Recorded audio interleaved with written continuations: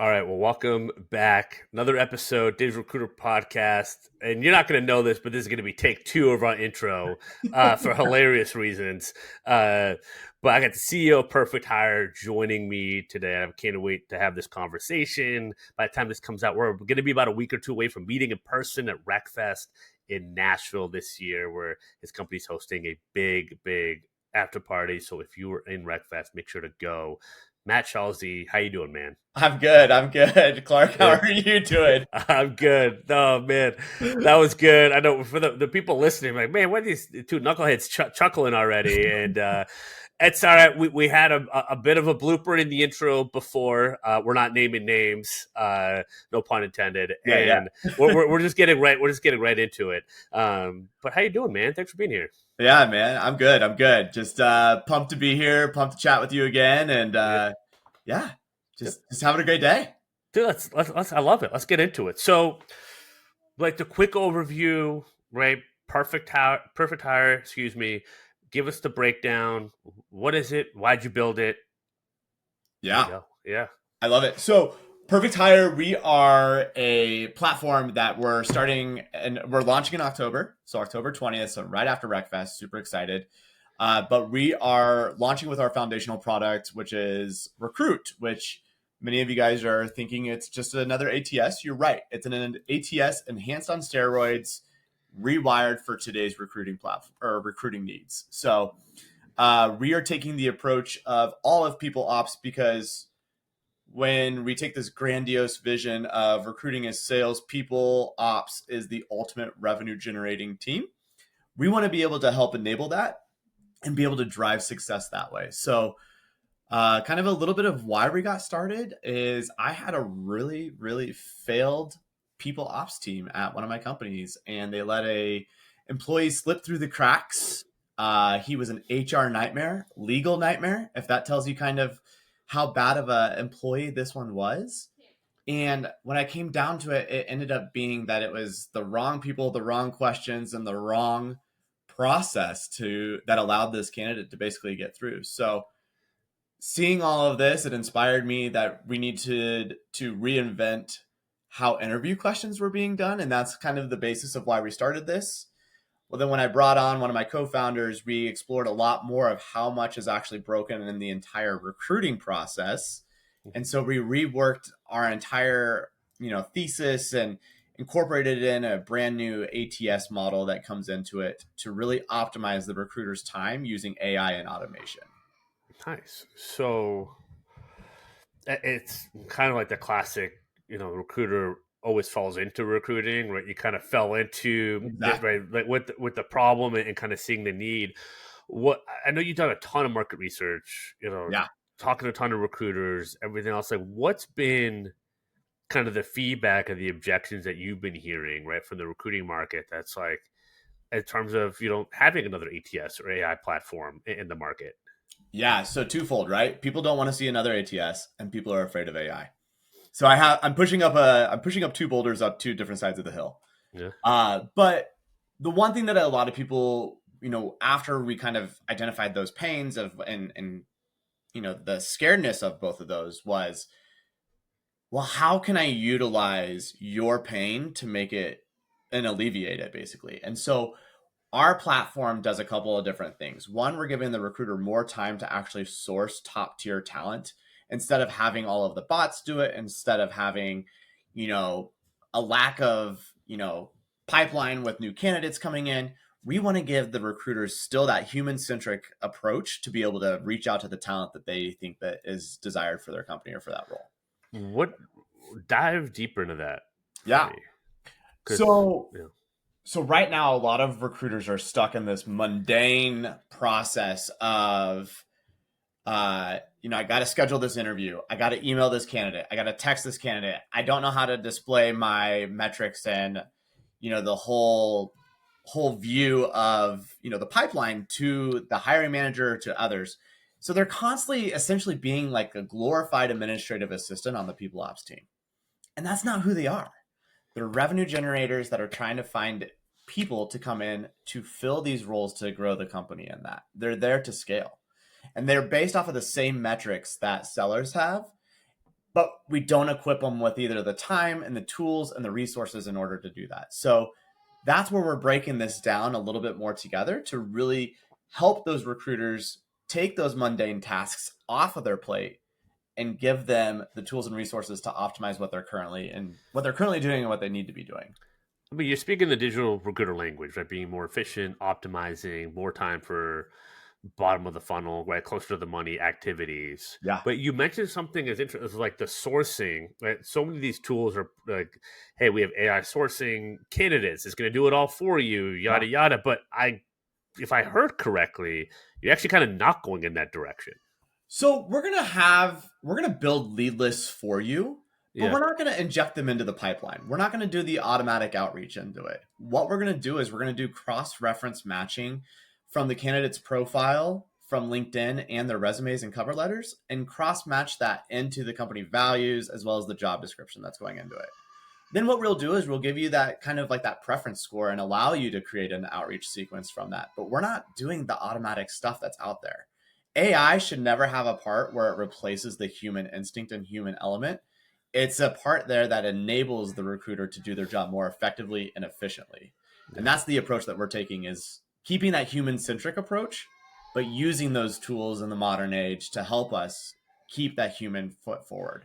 So let's talk about the AI piece, right? We kind of covered the ATS, the having the system, taking care of a lot of the data, the admin stuff, so you can focus on closer money activities. But you mentioned people being scared of AI.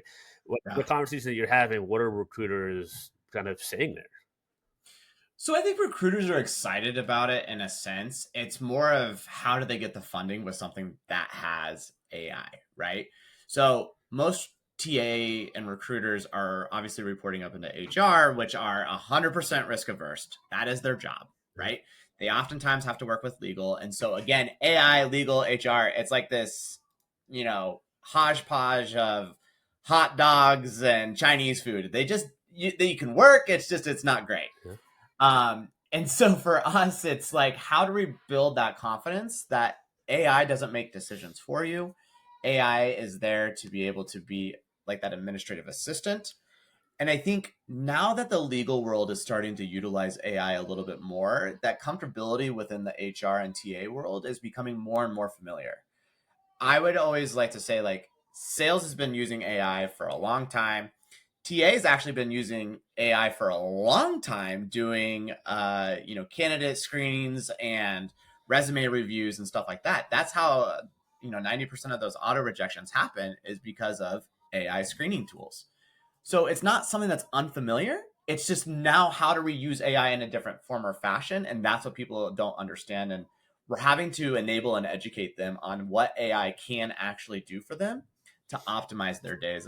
So they're not having that Sunday scaries where they have to go in and source 1,000 things or schedule 1,000 meetings. Yeah, it is because I remember a couple years ago it was almost like too much for me, even as the founder of Digital Recruiter. And I was trying to work on what we had going on and incorporate it, and also know that I just noticed early they're making updates all the time. So it's like, okay, I Yeah. don't need. I know some people went head first and all in. I'm sure some people made some really good money. That's totally fine. But for me, it was like, how do I slowly like test it out, and then we started building like custom GPTs and like just Right. like inputting a bunch of stuff and just trial and error, and not trying to get rid of all my work right away. But to your point, realize early, like, oh, this is more of an assistant. And it's like, how Yeah. would we leverage this? And I was just kind of tinkering it around with it every now and then for, during 2023. But it wasn't like I got completely sidetracked, just like stopped my business or anything else like that. Right. I guess some Right. people could afford to do that. And like, that's fine, but it was just like, okay, I can slowly chip away at this, because one thing I've learned in my life and career is nothing ever happens as fast as you think it's going to happen. Right. And things that do happen fast, if you actually look back on it, there was a really slow buildup and probably a lot of warning that it was Mm-hmm. coming, right? Like you think Oh of yeah. the '08 crisis and stuff like that. If you actually know what the signals are you're looking for. And so to not, like, you can only kind of control what you can control. So it's like, don't stop making money. Like, keep doing the things that have got you there, but figure out ways to kind of build on that and kind of learn with stuff that is out there, that is new in the market, that is innovative. And where I'm going with this is because, again, for people that don't know, like, your background is sales enablement, right? Like, this is your bread and Yeah, butter.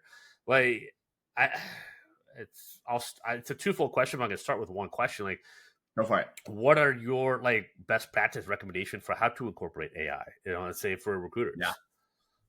Yeah. So first and foremost, right, is find ways, identify those repetitive tasks that you're doing day in and day out, right? Think about, and I hate this because I never want AI to replace jobs, but think about all those little mundane tasks that like a intern or like a coordinator could do, like the repetitive stuff that does not interest you, um, that you have to do all the time. AI can help you with that. So can automations. The other part of this is find ways where you might not know the answers or you have a lot of information to sift through. That's also where AI can play a huge, huge element on this. Is, hey, summarize this candidate for me. Does this candidate cross-reference with this? How do I find the optimized candidate for this profile?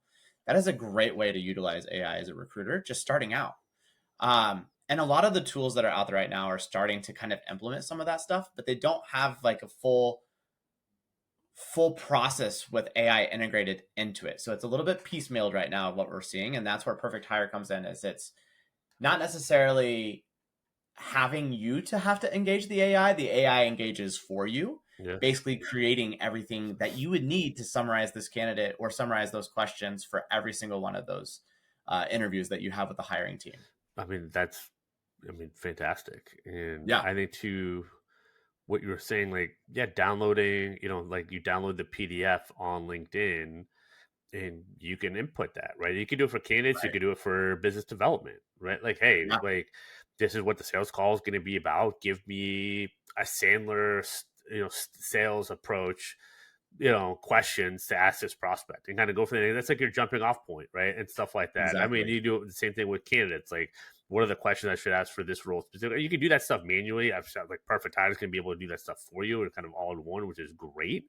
But Yeah, like simple things like that, like on the business development side, like, how do I prospect? How do I find like similar companies? I'm like, just ask AI. Like, give me the jobs. Give me what are the account executive jobs for supply chain companies that are posted in the Dallas, Texas area. Like, I don't know. I mean, it's yeah, pretty specific, but like, it'll give you those openings. It'll give you links. It'll give you companies. And right. okay, what filters should I use on Sales Navigator to target these types of companies?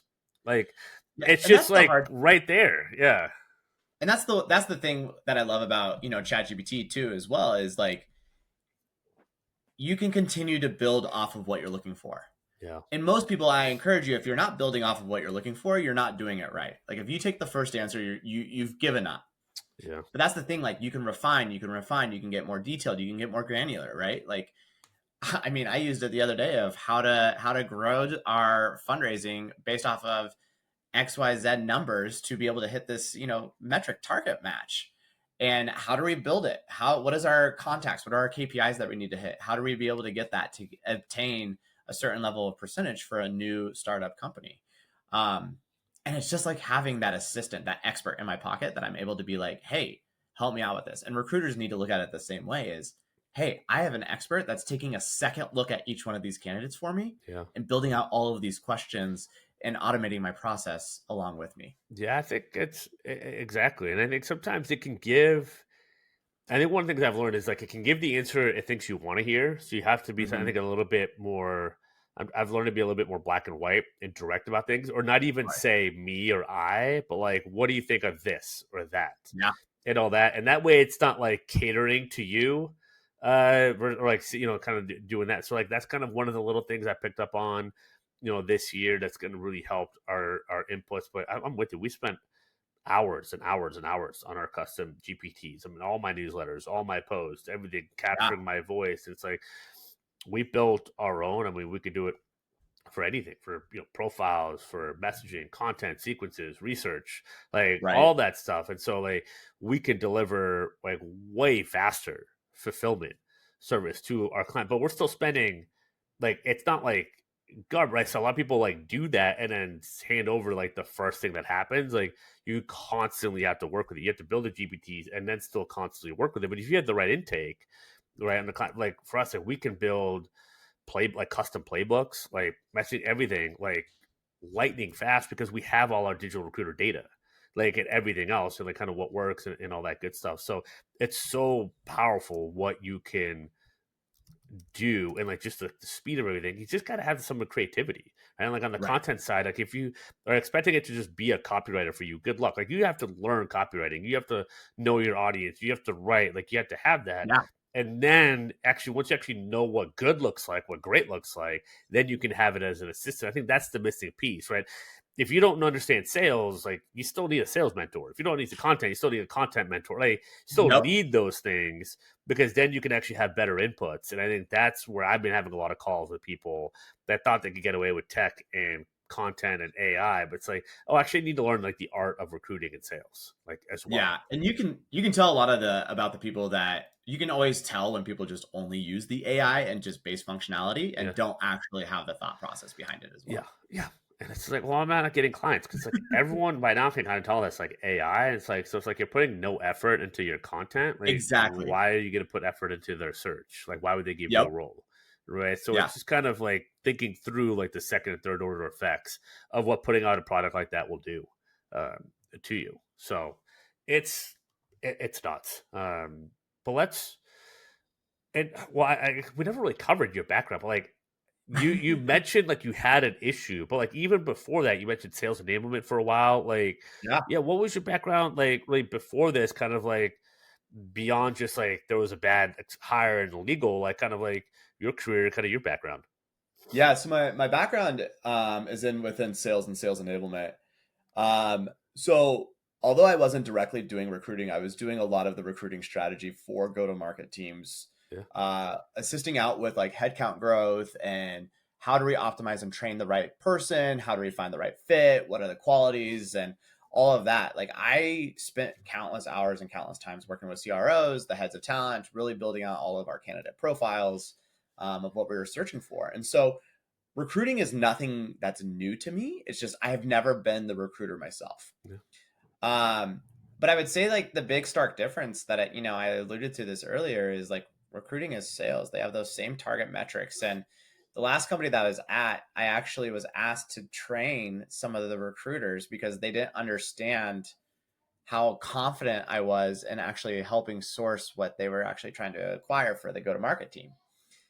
And that's really that moment. I can even tell you the whiteboard and how we drew up a funnel for them to really like the whole sales process funnel with them was where this really clicked into me as they deserve the same amount of training that sellers do because they have to have those same type of conversations. Um, and it's for me as an enabler or as an enablement professional, right? It's no different for me to see multiple different areas of the lens. So like my role as in the CEO right now is I'm working on the product, making sure product vision is there. I've done that countless times, and I've also had to do product marketing along with that, right? And yeah, product education. Well, now I also have to take that into the go to market function. So our head of revenue, I'm working with them to how do we create our sequencing, how do we get out there, how do we continue to enable and take the product education and product marketing tactics to go that route. Then it's also on the marketing side. How do I continue to work with marketing and drive all of that up? And then just simply the business operations, right? Like all of these different facets of enablement that I've been purview to has allowed me to set up our company in this success metrics of driving things at a hyper pace, agile pace, and allow us to be flexible and move as we're basically working through all of this nuance in startup world. yeah. It's there's a lot to handle, especially when you Yeah. don't run your own ship. The and the recruiting side, you said something interesting. In the recruiting is sales. It's like yes, but there's a caveat to it, Of course. Yeah. right? It's like the sales side is more of like outbound, and the recruiting is more like inbound, Yeah. if you will, And right? And it's just like I think that's like that. That's kind. It's like not. That's not like an apples to apples comparison, but the difference is it's a free service to candidates, and it's not for clients. right? Right. Like that's the big difference. But to your point, a lot of the questions, I just had a client call before this, or a couple hours, this morning, and they were like, you know what? You're right. I asked this question to candidates. Why am I not asking it to clients? Right. Yeah. And it was simply, hey, why are we talking today? So I'll challenge you in just Yeah. a little bit here, Clark, is you say it's not apples to apples, but why isn't it? Why are we not allowing recruiters to find the talent that they're looking for versus the floodgate, right? Like sales, you're getting 1,000 inbounds all the time, but the better prospects are going to be the ones that you're actually prospecting yourself and actually building that rapport and Yeah. finding that relationship with. It's So the outbound approach, excuse me. I would say the how you're having the conversation is more of an inbound approach. You have to be proactive and headhunt, correct. Yes. right? But hey, I think I might have a great opportunity for you. What's it going to cost for me to talk to you or take this opportunity? Nothing. Yeah. Like that's like right. You're not. There's not a dollar attached to that piece of it, but it is an outbound approach. But it's almost maybe that's why it maybe wasn't the best analogy, but it's right, like it's not But costing the kid anything. That's the right. difference, right? And Well, so you have to there is a dollar justify attached to it. yeah. There's a dollar attached to it. It's the salary. It's the benefits. Well, It, yeah, and that's but the candidate doesn't have to pay the recruiter anything. correct. Yeah, And neither does a prospect to have that meeting, right? Yeah. And that's the trade-off, right? Like a meeting is a meeting. Yeah. And my philosophy is like if you just are having a meeting, you're building your network, you're building your experiences, you're building what you do like and what you don't like. And whether or not that's from a sales perspective or from a recruiting perspective, right? I now know my list of companies that I will never go work for, the qualities of what they have, and what type of funding or anything else like that. Like I have my list of that. It's the same as a prospect when they're going through that. They understand the companies that they don't want to work with, Yeah. or the tools that they don't need. So you have me completely on that point. And so that's the nuance to get to is that is where on the coaching side, I have been working with so many people to make them realize just that. Stop prospecting and doing your BD and your outreach, thinking you're going to close someone on the first message, automated message, or even the first meeting. Of course. Right. And see, I knew we'd meet at the same point. Like but it is that nuance that's actually important, because if you don't get some of that correct, I've noticed recruiters tune out, and they tune out before they get to the good stuff of what actually makes the difference. Yeah. And this is people I've seen people make $500,000 a year that rely on referrals that don't actually understand how to turn a cold prospect to a client. And it's because they're not willing to do discovery. You're not willing to you might have to do 10 meetings. You might have to do 20 meetings before you get your shot. But when you get your shot, it's actually going to close if you do it the right way, versus some of these people that do cold email outreach, get a client on 1 or 2 messages, but it's super transactional. It's a low rate. There's no repeatability there. Right. So over the course of a year, you might get a placement in like the first 4 weeks for $20K, but that's it with that client, versus I got another client that might have taken 4 months to build up the rapport, get their shot, but then the next 8 months they closed $150K in placement. Yeah. So who did better that year? Right. And who got more value out of it because they maybe took a little bit more patient. Now, I've had people make a post, their first post of the program, and turn into 180K of roles with one client off that one post. Like that'll happen because they had the groundwork, been in the industry 20 years, the same niche and all that good stuff. But like just that thought process, to your point, discovery is discovery. Amen to that, man. Like that is the key. If more people just focused on discovery, and instead of, I got to work with everyone, I got to sign an agreement, just like, all I'm trying to figure out, is this candidate a fit for this role? All I'm trying to figure out, is this client a fit to work with us? Is the urgency there? Do we mitigate the threats? Like, do they see buy-in? Do they see value in working with us? Are we able to show the value that we kind of get what's going on? Are we showing that we're different than another experience that they've had with another agency? Like, if more recruiters focused on that in BD, they would get way more success. Way more success. So on that point, man, heck yeah. Like that is it. Yeah, I couldn't agree more. And like the same approach that I've told my entire team, right? Like we are here to be partners in everybody's success story. We're not here to be a vendor. And when you're a vendor, you just don't give a shit about the discovery. You just care about the check. Yeah. Right. Or you just care about the number. And when you're a partner, it's really because like their success is your success, and vice versa. Yeah. Like that's how we need to be able to treat this role very effectively. I love it. And when people ask me what ATS should I use, I list off 5 of them, 3 or 5 that I know will provide good customer support, because I think that's what matters. Like number one, Yeah.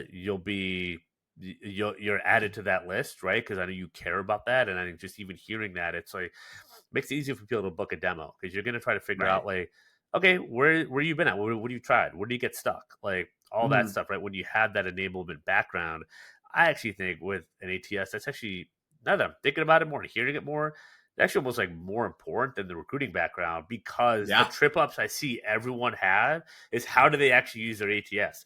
I see someone, I have this one and I want to switch to that one. I'm like, those are all the same thing. Yeah. It's just what you're actually saying is my customer service, my customer success experience has not been there and has not been good. Yeah. Like I'm just looking Exactly. for someone that's going to like help me utilize this and adopt this so it's going to be effective for me. That's Yeah. typically like you maybe it's so funny because like one person will be at one thing and want to jump to the other, and then I see another comment that's I'm at this one, I jump to the other one, right? But it's typically depending on the rep and like everything else and like all that good stuff. It's like just being heard. And how do I adopt this? I mean, it sounds like that's kind of what you're building this out of, like with that in mind, that in your mission. Uh, Exactly. I don't know if I even have a question off that, but you probably have thoughts on it. Yeah, yeah, No, you're spot on. I mean, that's exactly it, right? Like people today aren't buying tools because they're sexy. They're buying tools because they have a relationship with the individual yeah, or a relationship with people to know that they are in good hands to see their success yeah. thought out. What I guess my question is, what do you think recruiters should? How should they go about picking the right ATS for them? What should they look for in vet? I think it's just like a candidate, right? It's how do you identify the right platform that's going to work for you and you not work for it. Yeah, So that is one of the biggest things, right? Like I know Perfect Hire is not going to be the fit for every single team. I get that and I respect that. But if you are a lean team that is dedicated to frontline workers, to your hiring team is a little dispersed and doesn't have a whole lot of process, or you need to define process, or you have a whole lot of process, right? But you just need a standardized way to go about all this. That is exactly where Perfect Hire can fit in yeah, and be able to drive that execution across the board there. So I think when you're choosing that ATS, it comes down to identifying what you need, right? Like it's the same thing as like dieting. You don't know what diet to choose. You could choose every single one, yeah, but it's like, what does your body need? Well, if I am diabetic, I need a low carb diet. If I'm vegetarian, well, I'm never going to have meat. And it's understanding what your needs are in order to do that. And I don't think a lot of people take the time to understand where their company's at. They just jump from ship to ship, yeah. hoping that the island or the grass is greener on the other side. I mean, I couldn't agree anymore. It's refreshing to hear because I don't hear it all the time. I think people get so Yeah. focused on, just to your point, selling the solution, everything else, selling the service. I deal with the coaching all the time. I've had, I can't, I need more than 2 hands to count the amount of people that have signed up, worked with us this year that had a bad previous experience with a Yeah. coach or a vendor or marketing agency. And then it's completely shifted once they worked with us. And half of it, like I told someone yesterday, I told someone this morning, hey, you really need a coach. Like if you're building your agency, you really need a coach. This morning it was like you really need a sales mentor and a sales coach. Like you have the work ethic, the everything else, the niche, but you need it. Now, that might be me, that might not be me. Talk to 5 people like Right. me, but you need it. Like, and this is Yeah. why. And this is because like the hit, and again, I got that after I understood what their goals were, what their pain points were, where they're stuck. Like that's what you need, right? It may be me, may not be me. That's okay. Um, but I mean, if we're on the call, like, I mean, I'm probably in the top 3 of the running. Right. But like, again, pick the person that you're actually going to learn from and implement and have buy-in, because that'll be a big part of it. But it doesn't change the fact that you need it. Yeah. I And think the big thing for us yeah, too is I think as a I always say this as a vendor or as a partner, right? I need to learn just as much from our clients as our clients I feel like yes, can learn from us. yeah, And I think that's the other part of where ATSs are kind of stuck at these days is they have just been in their rut. They are familiar. They understand what they're doing, yeah, but they're not listening to their people. Like their roadmap is so flooded with ideas that nothing's changed Yeah. or nothing will change. And they say that they're evolving and they say that they're changing these, which is great. And I love it. And I respect some of them and their visions. But how much of that is actually what the people need versus what does it look like as a technological enhancement Yeah. to leverage their investors? So you launch on October 20th. Yeah. A year from now, let's say you have 1,000 customers, something like that, 2,000. You're blowing up. Let's go. Let's How go. how do you keep the same? How do you keep that when you get bigger? That's a great question. I think a lot of what right now we have a design partner program that allows customers to engage with us and get basically that lifetime dedication to our engineering team as well too. So there's an opportunity for people to have that seat in there.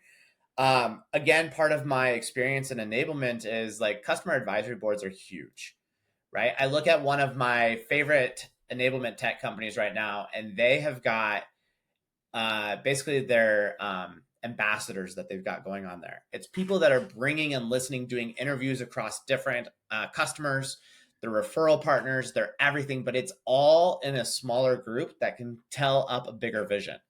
And I think a lot of this comes into play is if you're not engaging with every single customer, whether it's a CS call, whether it's a sales call, an engineering or support call, if you don't engage on what the needs are or what they're missing, you're never going to be able to advance that. So always having that open opportunity. Yeah. And, one of the things that I absolutely loved at one of my companies is the roadmap was dictated by product, right? Always by product, and everybody knows that. But in order to solidify that roadmap, the customers voted what they actually wanted to have on there.